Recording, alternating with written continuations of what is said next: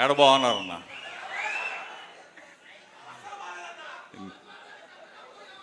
నిగనిగలాడే నూజివేడు చిన్న రసాలు బక్కచిక్కిపోయినాయి. నూజివేడు అంటే ఎవరో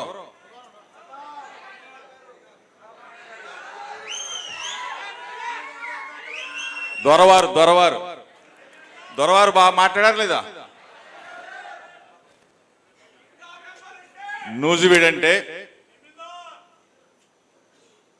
ప్రపంచం మొత్తం కూడా మామిడి చిన్న రసాలు. నూజివేడు అంటే గుర్తుకొచ్చేది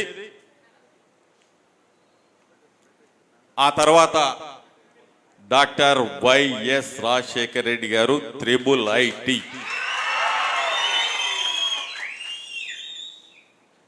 IIITకి శంకుస్థాపన చేశారు.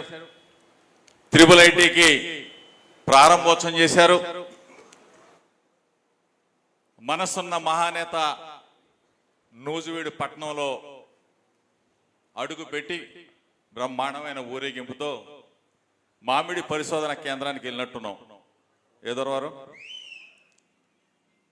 అటువంటి నూజివేడు చరిత్ర గల్ల నూజివేడు నియోజకవర్గం ఈరోజు రైతన్నలు పడుతున్న ఆవేదన, బాధ, కష్టాలు, కన్నీరు. ఒక పక్కన మామిడి రైతులు మన నూజివేడు మామిడి తోటలు చూసి అన్ని చోట్ల కూడా మామిడి తోటలు దేశం మొత్తం కూడా వేసుకునే పరిస్థితి వచ్చేది. ఒక 10 ఎకరాల మామిడి తోట ఉంటే పెద్ద రైతు కింద లెక్క. ఒక 2 ఎకరాల మామిడి తోట ఉంటే నా ఆస్తి అని చెప్పి బ్రహ్మాండంగా మామిడి తోటలకు వెళ్ళి సాగు చేసుకునే పరిస్థితి. ఆ పరిస్థితి అంతా కూడా ఈరోజు పోయి మామిడి తోటలు మన ప్రాంతంలో ఓ పక్కన కొట్టేస్తూ ఆ ప్లేస్లో పామాయిల్ వేసుకునే పరిస్థితికి వచ్చాం. నిజంగా దురదృష్టకరమైన పరిస్థితి. మామిడి తోట ఉంటే ఆ మామిడి తోటలోకి వెళ్ళి సేద తీర్చుకొని ఆ తోటను చూస్తూ మన కష్టాలు మర్చిపోయే పరిస్థితులు పోయి ఈరోజు కన్నీళ్లు పెట్టుకునే పరిస్థితికి వచ్చాం. ఒక పక్కన మామిడి రైతులు ఆ విధంగా ఉంటే మొక్కజొన్న వేసిన రైతన్నలు క్వింటాలకు 2400 రూపాయలు ఇచ్చి కొనే పరిస్థితి నుంచి 1700 ఇస్తే చాలు అమ్మేస్తామనే పరిస్థితికి వచ్చిన పరిస్థితి. మన పక్కనే ఉన్న రాష్ట్రంలో క్వింటాలు 2400కి ఇచ్చి తీసుకుంటున్న పరిస్థితి మనం చూస్తే మనం 1700, 1750 కూడా కొనే పరిస్థితులు లేని అవస్థల్లో ఉన్నాం. ఇవన్నీ ఇట్లా నడుస్తూ ఉన్న పరిస్థితుల్లో ఇక్కడ చూసుకుంటేనేమో ఒక పెద్ద మంత్రి మాటలేమో కోటలు దాడతాయి, చేతల్లోనేమో పట్టించుకునే పరిస్థితి లేదు. ఎప్పుడన్నా సరే మామిడి రైతన్న దగ్గర కానీ మొక్కజొన్న రైతన్న దగ్గర కానీ వచ్చి ఆ బాధలు విని ఆ బాధలను తీసుకెళ్ళి ముఖ్యమంత్రి చంద్రబాబు నాయుడికి ఏ రోజైనా ఇక్కడ ఉన్న మంత్రి చెప్పాడా అని చెప్పి అడుగుతామన్నా. ఏ రోజైనా చెప్పాడా? మామిడి రైతు కుదేలైపోతా ఉన్నాడు, మామిడి రైతు విలవెల్లాడుతూ ఉన్నాడని చెప్పేసి ఏ రోజు చెప్పకపోగా చంద్రబాబు నాయుడు బుల్లెట్ తోడుతూ ఉంటే ఆ బుల్లెట్ ఫోటోలు తీసుకొని సరదాగా ఎన్ఫీల్డ్ ఫ్యాక్టరీ తెచ్చావా చంద్రబాబు నాయుడు?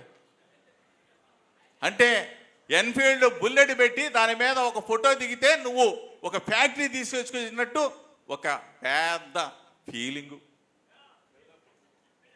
మామిడి రైతు కన్నీరు పట్టించుకోలేడు కానీ ఎన్ఫీల్డ్ ఫ్యాక్టరీ తెచ్చినట్టు ఒక పెద్ద బిల్డప్ ఇస్తా ఉన్నాం.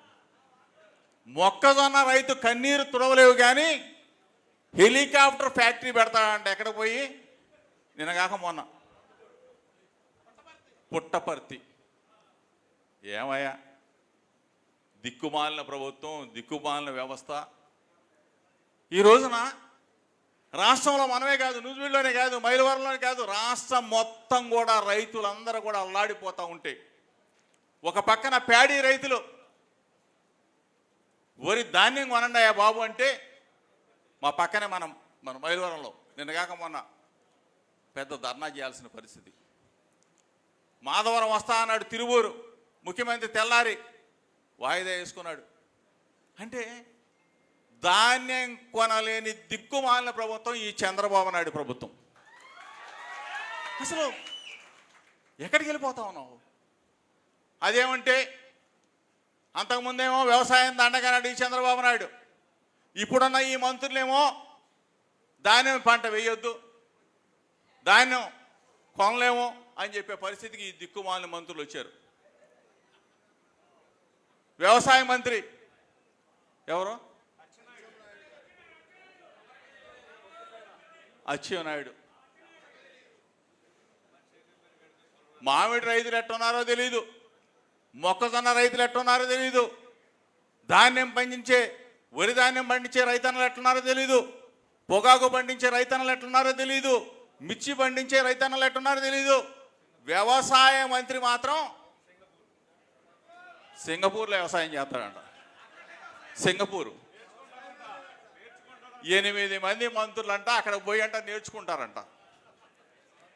ఏంది? విహరించడానికి విహారయాత్రలకి సింగపూర్ పోతారు. అదేమంటే ఇలా జ్ఞానం వస్తుందంట. మీ జ్ఞానం దొగలయ్యా, మా దగ్గరికి వస్తే మేము నేర్పుతాం కదరా బాబు జ్ఞానం. సింగపూర్ పోతే మీకేం జ్ఞానం వస్తుంది? రైతన్నల దగ్గరికి వచ్చో, నూజివీడు వచ్చో, మా దొరగారి దగ్గరికి వస్తే జ్ఞానం నేర్పుతాడు.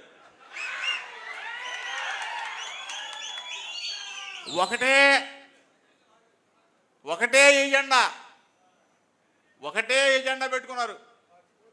దోచుకోవటం, దాచుకోవటం, పంచుకోవటం. అసలు ఎవరినైనా జనాన్ని పట్టించుకున్న దాఖలాలు ఉన్నాయా? అదేమంటే ముసలి కన్నీరు, మొక్కుబడి కార్యక్రమాలు. నిన్నటిదాకా మొన్నటిదాకా వాళ్ళ అబ్బాయి ఏదో పుస్తకం పట్టుకొని తిరిగాడు. ఏం పుస్తకం అది? Red book. ఏడ పెట్టుకున్నాడు? ఇప్పుడు ఏడ పెట్టుకున్నాడు? ఏం అవ్వదు. 2 సంవత్సరాల్లోనే వైఎస్ఆర్ కాంగ్రెస్ పార్టీ మంచి, జగనన్న ప్రభుత్వం చేసిన మంచి ఎక్కడికన్నా వెళ్ళిందా? ప్రజల మనసుల్లో నుంచి ఈ రోజున 2 సంవత్సరాల్లోనే జగనన్న ఉంటే బటన్ నొక్కేవాడురా, జగనన్న ఉంటే అమ్మఒడి ఇచ్చేవాడురా, జగనన్న ఉంటే చేతి ఇచ్చేవాడురా, జగనన్న ఉంటే కాపు నేస్తం ఇచ్చేవాడురా, జగనన్న ఉంటే మామిడి పంట కొనేవాడురా, జగనన్న ఉంటే మొక్కజొన్న బ్రహ్మాండంగా క్వింటాల్కి 2400 పెట్టి కొనేవాడురా, పొగాకు కొనేవాడు. ఆఖరికి కరోనా కష్టకాలంలో కూడా నారింజ పంట ఎక్కడో కడపలో కుళ్ళిపోతా ఉంటే ఇక్కడికి తీసుకొచ్చి కొన్న మొనగాడు, దమ్మున్నవాడు మన జగనన్న. అది మనసంటే, అది ముఖ్యమంత్రి అంటే. అంతేగాని చంద్రబాబు నాయుడు ఒక హెలికాప్టరు, చంద్రబాబు నాయుడు కొడుకు ఒక హెలికాప్టరు, చంద్రబాబు నాయుడు దత్తపుత్రుడు ఒక హెలికాప్టరు, ముగ్గురు 3 హెలికాప్టర్లు. ఎక్కడి నుంచి? హైదరాబాద్ కాదు, గన్నవరం నుంచి తాడేపల్లికి, గన్నవరం నుంచి మంగళగిరికి, గన్నవరం నుంచి ఉండవల్లికి 3 హెలికాప్టర్లో గన్నవరం నుంచి మళ్ళీ హైదరాబాద్ పోవాలంటే స్పెషల్ ఫ్లైటు. చంద్రబాబుని ఒక ఫ్లైటు, లోకేష్ ఒక ఫ్లైటు, పవన్ కళ్యాణ్ ఒక ఫ్లైటు. స్పెషల్ హెలికాప్టర్లు, స్పెషల్ ఫ్లైట్లు. వీళ్ళంట ఇంధనాన్నంట పొదుపు చేస్తారంట. పొదుపు పరిపాలన చేతగానోళ్ళు సన్నాసులు చెప్పే మాట ఏదంటే ఈ పొదుపు మంత్రం. ఇది పొదుపు మంత్రం. ఒక పక్కనేమో పెట్రోలు డీజిలు మేము పెంచమని చెప్పిన ఈ పెద్ద మనుషులు ఈరోజు ప్రజలకు ఏం సమాధానం చెప్తారు?